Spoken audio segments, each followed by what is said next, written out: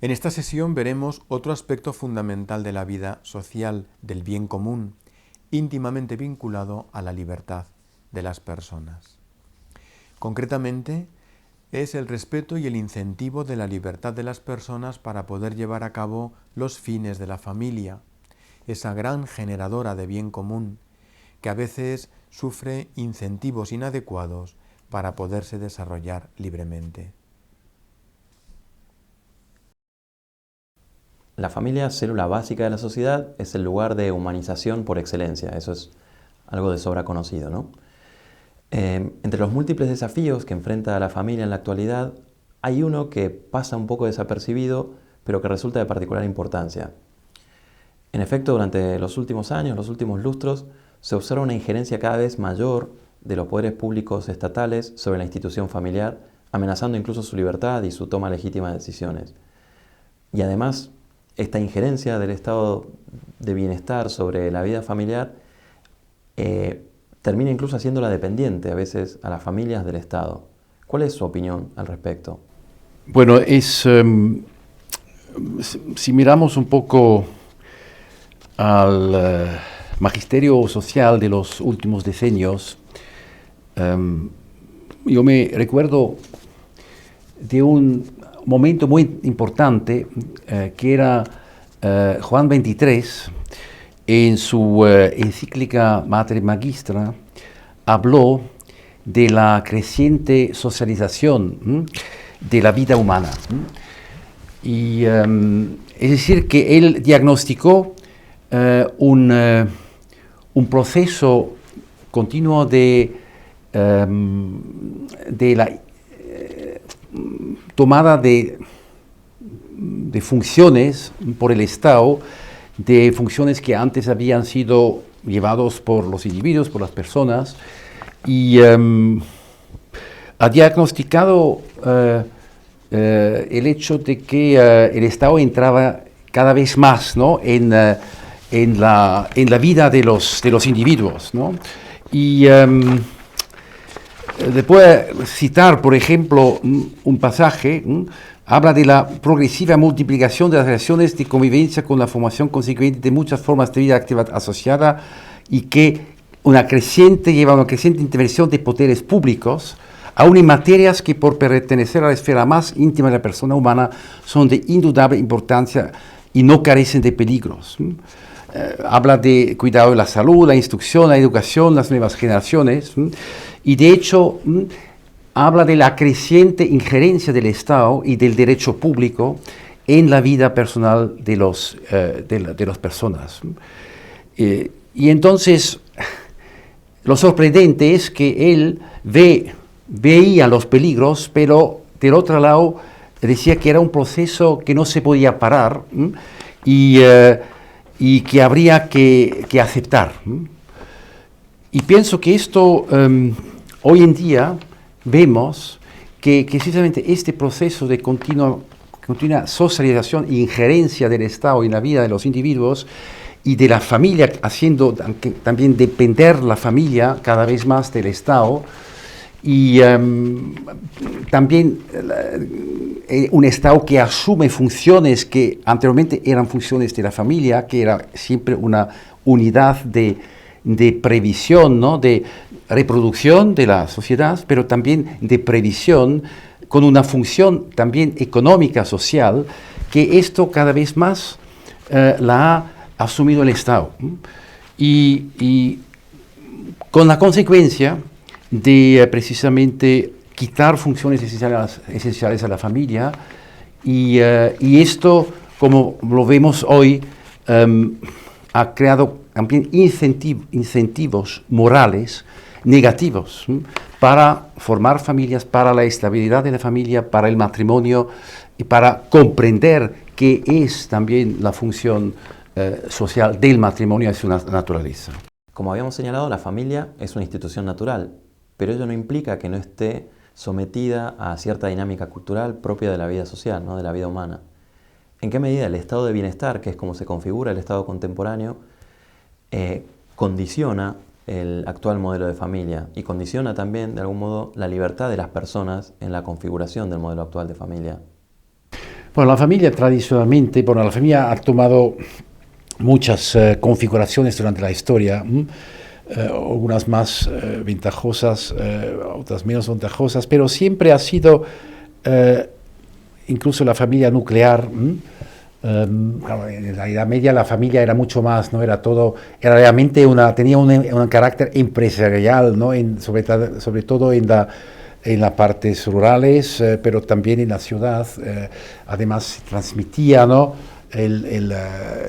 La profesión de generación a generación, cosa que con la libertad ¿cómo se llama eso?, de comercial del siglo XIX se ha quitado, y gracias a Dios también, porque era un sistema que no permitía libertad de elección, ¿no?, de la propia profesión, etc.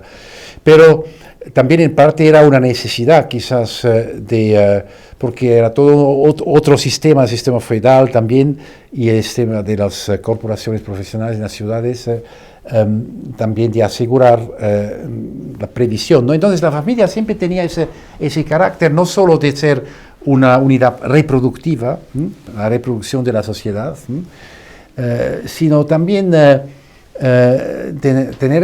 tenía ese carácter empresarial. Era una unidad de previsión para el futuro también, ¿no? Y entonces, claro, tenemos ahora con la organización del Estado social, del Estado de bienestar, la familia se le ha quitado todas esas funciones. Casi padres de familia ya no pueden, depende un poco, pero en el fondo ya se les quita en gran parte la responsabilidad para la educación de sus hijos, está ya organizado, lo que van a hacer con su dinero, la previsión para la vejez, todo el sistema de seguridad social, está todo, es que no hay que hacer nada, ¿no? Es que yo, bueno, ya pagas tus cuotas, o con los impuestos lo pagas todos. Bueno, este país es un poco distinto, pero en algunos sitios lo han hecho un poco mejor, en Holanda, por ejemplo. En Suecia lo han cambiado muy radicalmente después, porque el sistema ya no funcionaba en los años 90. También en Suiza, vamos a hablar, por ejemplo, de la previsión para la vejez, ¿no? Sistema de pensiones, ¿no? Entonces, en la mayoría de los países hoy, no en todas, tenemos el sistema de pensiones de reparto, ¿no? Es decir, que entonces el sistema de reparto tiene como efecto, y lo dice un estudio que ha hecho el Ministerio de Economía y Trabajo alemán en el año 2005, pienso, 2006 o 2005, lo dicen claramente. Dice que existe ese sistema de pensiones de reparto, es decir, que en el fondo yo pago, con las contribuciones que una persona hace, que tú haces, por ejemplo, ahora, tú pagas las pensiones de las personas que ahora están recibiendo pensiones, ¿no? Y tu pensión será pagada por los que trabajan de tus hijos, ¿no? Pero con ese sistema lo que pasa es que yo, con pagar la pensión de la generación de mis padres, adquiero un derecho a mi pensión futura, ¿no? Pero para que ese derecho sea cumplido, yo no necesito tener hijos. Está totalmente desligado. Además, tener hijos disminuye mis ingresos y mi nivel de vida. Es solo una carga, ¿no? Si yo no tengo, yo hago mi pagamento que debo hacer, no tengo hijos, vivo muy bien y además recibo mi renta, ¿no? Pero como no hay hijos, no hay nadie que paga mi renta, ¿no? Entonces es un sistema que se autodestruye, ¿no? Y eso es lo que vemos ahora. Es un sistema que pone un incentivo, primero, moralmente perverso, porque es el incentivo que los hijos de repente ya no son una ganancia, sino son una carga económica. Para tener hijos necesitas tener un incentivo moral, religioso, psicológico quizás, que también hace que que el hijo se convierte en un medio para la satisfacción personal. Queremos un hijo, un perro y un hijo, y vacaciones en las Islas Canarias, ¿no? Y si no puede ser, qué enorme problema, no podemos tener hijos. Bueno, entonces viene la tecnología reproductiva, ¿no?, que me lo hace. Pero eso todo es una consecuencia de una perversión causada por un incentivo malo, porque los hijos ya no son en el fondo una ganancia natural, normal. Tener hijos, incluso una necesidad, ¿no? Y una cosa que se acepta, y de los que no lo tienen, después hay la solidaridad. Normalmente, si tú no tienes hijos, no significa que no recibas una ayuda, ¿no?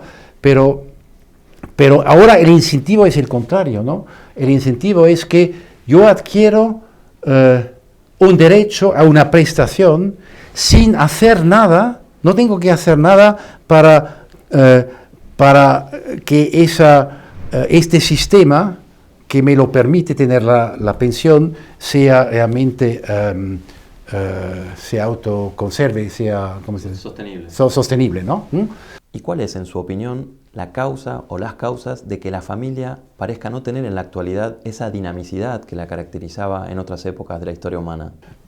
Bueno, es que somos hoy en día, sin entrar ahora en detalles, porque también es un asunto que es muy distinto en diversos países y continentes también. En general, lo que es de mi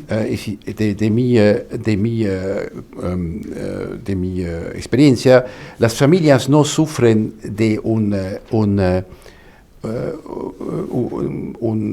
problema de falta de recursos, sino de que el Estado les quita los recursos por unos impuestos y muchos, bueno, es que una gran parte, ¿no?, del salario ya se paga para prestaciones que después se reciben, que en parte puede ser justificado, pero en parte sufrimos en todos los países precisamente desarrollados de una carga fiscal muy dura, ¿no? Y en lugar de darles subvenciones a las familias, sería mejor de quitarles impuestos. ¿Pero acaso el tema de la crisis de la familia no es un tema más de índole específicamente moral? ¿En qué medida el marco institucional incide en este contexto de crisis que padecen actualmente las familias? Con eso quiero también decir que la crisis de la familia no es simplemente una crisis moral, que la gente está moralmente más bajo. No, es una crisis de incentivos positivos que precisamente ha causado la política del Estado en nuestro sistema y que naturalmente nos corrompe también moralmente. Y yo no pienso que la gente en siglos anteriores ha sido mejores moralmente. Han sido hombres como siempre y han respondido a incentivos negativos o positivos. Y los tiempos anteriores no eran mejores y mucho menos, eran mucho peores en mi opinión, y también moralmente incluso en muchos sentidos era mucho peores, ¿no? Pero lo que quiero decir es que tenemos que guardarnos de un moralismo que es ciego delante de lo que realmente destruye la moral de la gente, que son incentivos económicos y políticos perversos.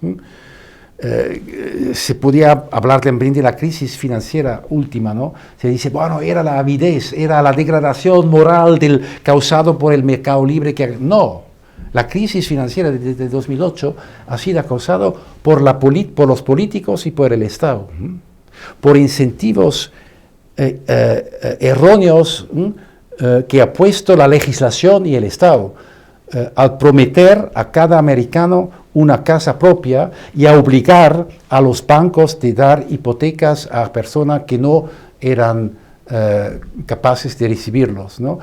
Dándoles una garantía del Estado, que eso ha causado precisamente la avaricia y ha hecho que los bancos han intentado de aprovecharse de ese sistema para ganar el máximo. sabiendo que no hay riesgo porque ya el Estado les daba la garantía de hacer esto. Es de sobra conocido que los seres humanos tenemos múltiples diferencias, asimetrías, diferentes talentos, diferentes capacidades, y muchas de estas diferencias actúan a veces en cierto modo como condicionantes de la libertad personal que cada uno de nosotros poseemos. ¿No sería también acaso una exigencia del bien común el permitir que las autoridades gubernamentales, mediante leyes, trabajaran por eliminar justamente estas desigualdades? Bueno, hoy en día se habla mucho del problema de la desigualdad. La desigualdad en sí mismo no es un problema. Hay desigualdades que son un problema, que son las desigualdades que son fruto de injusticias. Por ejemplo, de discriminaciones. Si, por ejemplo, hay una ley que prohíbe a un grupo social o personas de color negro o a los hebreos, por ejemplo, eso ha pasado en la historia, por ejemplo, de poseer tierra o de estudiar, hacer una carrera universitaria, ¿no? Entonces, lógicamente, se crea una desigualdad en la sociedad como consecuencia que es fruto de esa discriminación. Esa desigualdad es injusta. Pero se puede también crear una desigualdad porque unos han trabajado más que otros, porque unos tienen más talentos que otros, a lo mejor también porque han tenido una situación provienen de una familia que les ha facilitado ciertas cosas, pero que es una consecuencia precisamente a lo mejor del trabajo y del esfuerzo de sus padres, y se puede decir han tenido suerte, pero no es injusto, porque no han hecho nada de injusto. No puede ser nada injusto que no es consecuencia de una injusticia. Es fundamental, porque la injusticia es una cosa personal, proviene de un acto personal, es como el pecado, ¿no? No puede ser pecado una situación, pecado es simplemente un acto de una persona humana libremente elegida, ¿no? Y entonces, tampoco es injusticia precisamente la desigualdad que hay, porque hay una gran acumulación de capital que se hace porque es el fruto de la actividad y de la actividad exitoso de empresas, etcétera, etcétera. Entonces, el problema no es la desigualdad, sino es la pobreza. Y hay que decir que precisamente la desigualdad, en el sentido de causada por la acumulación de capital, es una condición y una causa del aumento del bienestar de las personas más pobres. Entonces es lo que muchas personas no ven. Por ejemplo, hoy se dice siempre que la desigualdad en los países industrializados aumenta, ¿no? Porque hay algunos que hacen mucho más ricos, que nunca ha existido antes tanta riqueza como, por ejemplo, primero hay que decir que esas, por ejemplo, Zuckerberg o yo no sé cómo, Bezos, ¿no? Amazon o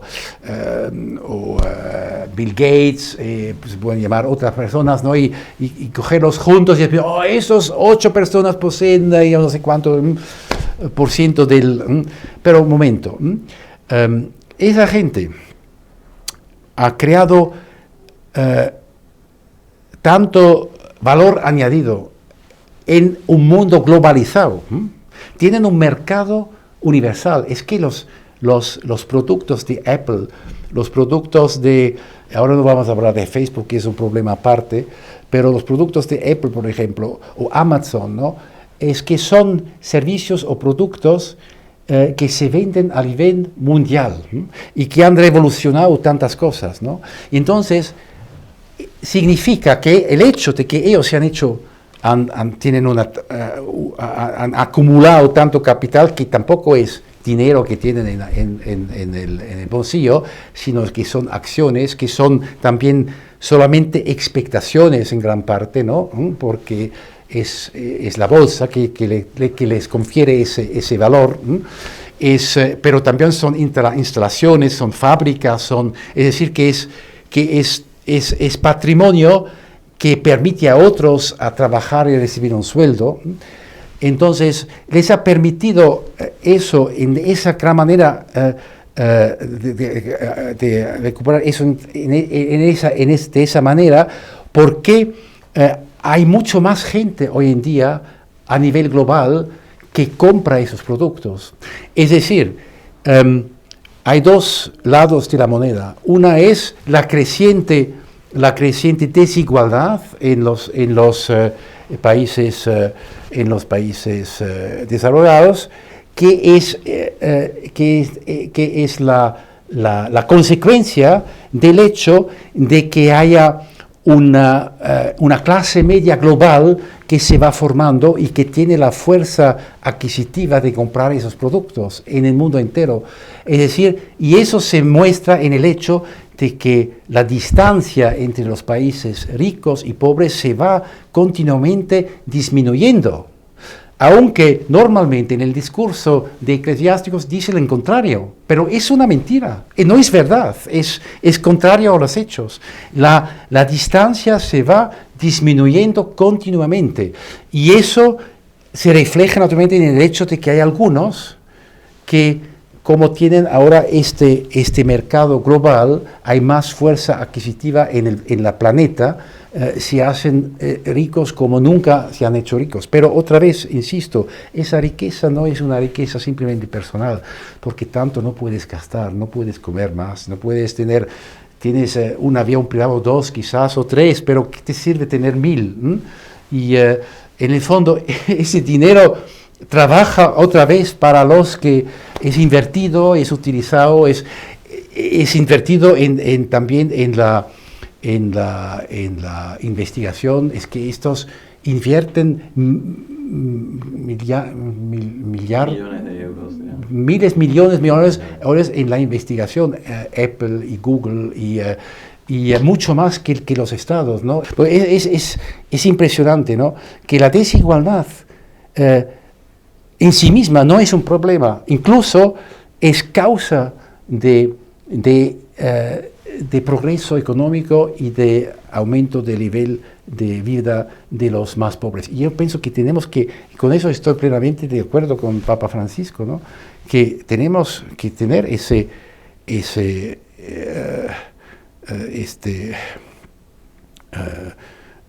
esta preocupación por los pobres. Pero yo pienso que el sistema económico que ayuda a los pobres ha sido el capitalismo y la economía del mercado.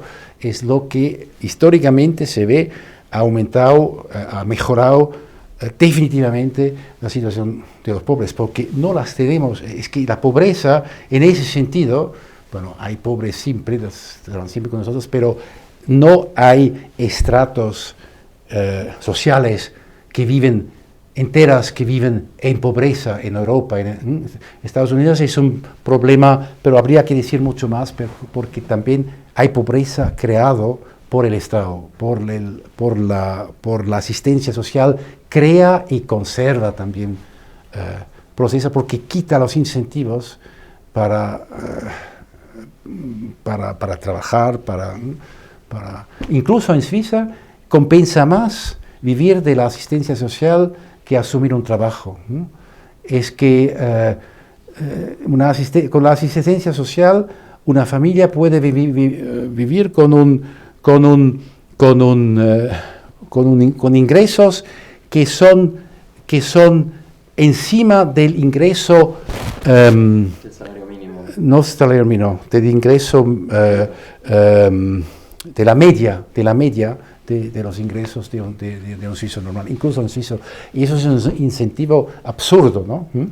Y entonces eso significa que el sistema actual no solo no ayuda, sino crea y conserva pobreza. Y eso en Estados Unidos es muy importante. Y eso no viene del capitalismo. Eso era el sistema introducido por el presidente Johnson con su lucha contra la pobreza, y se puede ver una curva, la pobreza en Estados Unidos iba disminuyendo hasta que entraba la lucha contra la pobreza, y entonces estagnaba, ¿no? Porque ya vivían ya no tenían el incentivo para salir de esa situación, ¿no? Y eso es dicho de modo muy generalizado. Y precisamente necesitamos estructuras en la sociedad, y pueden también ser, yo soy partidario también de una red de seguridad básica, que puede ser también estatal o comunal o lo que sea. No podemos permitir que nadie se quede en la calle, ¿no? Y muera de hambre, y etcétera, etcétera. Pero tenemos que repensar nuestros sistemas sociales para realmente ayudar a la gente de vivir libre y responsablemente, y no de simplemente pensar que la solución viene de arriba, ¿no? Viene de arriba, pero no del Estado, viene de más arriba, ¿no? Muchas gracias, profesor Ronheimer. Fue para mí una alegría haber podido formar parte de esta entrevista y aprovecho para agradecerle todo lo que ha hecho en su labor intelectual, que me ha sido de tanta ayuda. Muchas gracias realmente.